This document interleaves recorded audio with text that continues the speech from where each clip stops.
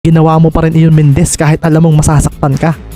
Seryosong tanong ni Garejo rito na marahang ikinangiti ni Ricky na ramdam naman pa rin sa may tibdib ang tumamang tuhod ni Dexter. Dahil ganito ako dumepensa.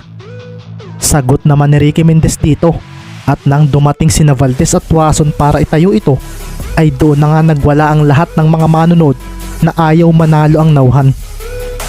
Si Maki Romero ay napailing na lang din sa ginawa ni Ricky. Hindi niya ito nagawang pigilan dahil masyado raw itong mabilis para harangan pa. Sa pagtayo nga ni Mendez ay doon na nga rin kumawala ang sigaw ng mga supporters nila sa kanyang pangalan.